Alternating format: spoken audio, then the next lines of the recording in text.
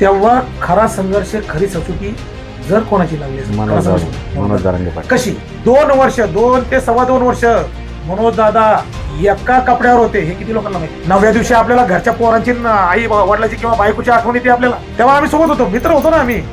मी मनोज रावत त्यांना तेव्हा म्हणायचो. कुठं झोपत असतील, कुठं राहत असतील, कुठं खात असतील, फिजिकल त्यांचा काय प्रॉब्लेम आहे तुम्हाला त्यांच्या आत जाऊन तुम्ही पाहू शकता का?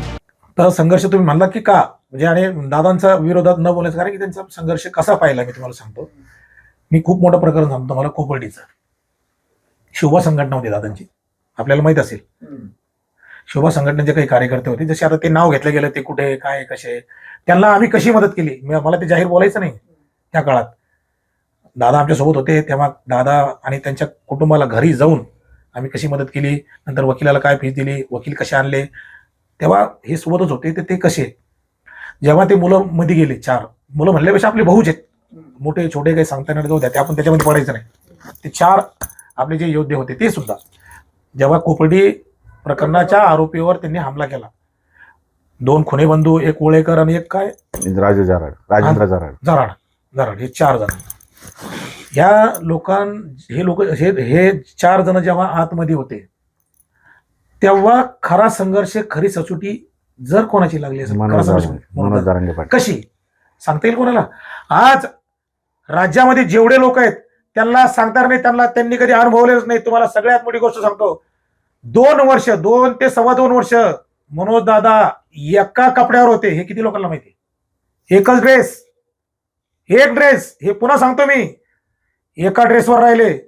जोपर्यंत माझे 4 बांधव घराच्या जेलच्या बाहेर येणार नाही तोपर्यंत मी माझ्या घराचा उंबरठा ओलांडणार, म्हणजे चढणार नाही, पायरी चढणार नाही.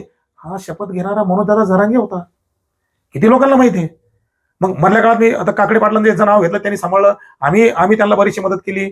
काही लोक येतले त्यांना थोडंसं दूर लोटायचे, आम्ही त्यांच्या सगळं भांडलो. हे आता खाजगीमध्ये बोलताना मी तुम्हाला बोललो. तेव्हा विचार करा कसा असेल. बायका पोरांचं 2.25 वर्ष तो नाव, तुम्ही 8 दिवस बाहेर जा, 9व्या दिवशी आपल्याला घरच्या पोरांची आई वडिलांची किंवा बायकोची आठवण येते आपल्याला. 2.25 वर्षाचा काळ कसा असेल आणि आजही काळ कसा आहे. आज किती वेळ ते घरी देतात मला सांगा. म्हणजे तो संघर्ष आम्ही बघितला. एक टाइम जेवण असायचं, तेव्हा आम्ही सोबत होतो, मित्र होतो ना आम्ही. मी मनोज रावत त्यांना तेव्हा म्हणायचो. त्यांच्यासाठी आम्ही अक्षरशः काही लोकांना भांडलो. नितेश राणे साहेबांना तेव्हा वकील द्यायला लावला आम्ही, हर्षद निंबाळकर वकील 4 मुलांसाठी. हे मनोज दादांचं काम नाही, कोणाचं आहे?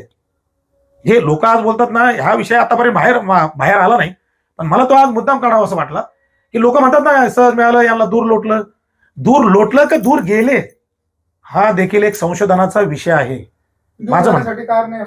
आणि हे दूर जाण्यासाठी काही कारण असू शकतात. आजकाल राजकारण आहे आणि ते भयंकर आहे, आणि आपल्या महाराष्ट्रामध्ये तर त्या राजकारणाला अक्षरशः पेव फुटलेला आहे. मग तो 2.25 वर्षाचा संघर्ष त्यांचा पहा. कुठं झोपत असतील, कुठं राहत असतील, कुठं खात असतील, काय त्याला उत्पादनाचे काही साधनं नव्हती, मग कसं जगले असतील. तेव्हाही समाजानं त्यांना सांभाळलं, तेव्हाही संघर्ष पाहिला. त्याच्यानंतर दुसऱ्या टप्प्यामध्ये तेव्हा त्यांनी आंदोलन चालू केलं, सातू पिंपळगाव असं, तेव्हाही सर्वसामान्य जनतेसोबत होती, तेव्हाही त्यांचा संघर्ष बघितला. आज परवा जेव्हा अक्षरशः भेटलो 2-3 असं, मी सहज विचारलं दादा काय करू म्हणलं. त्यांचा आहे फिजिकल त्यांचा काय प्रॉब्लेम आहे तुम्हाला त्यांच्या आत जाऊन तुम्ही पाहू शकता का? अरे कमीत कमी तो तर विचार करा, तो तर त्याग आहे ना त्या माणसाचा.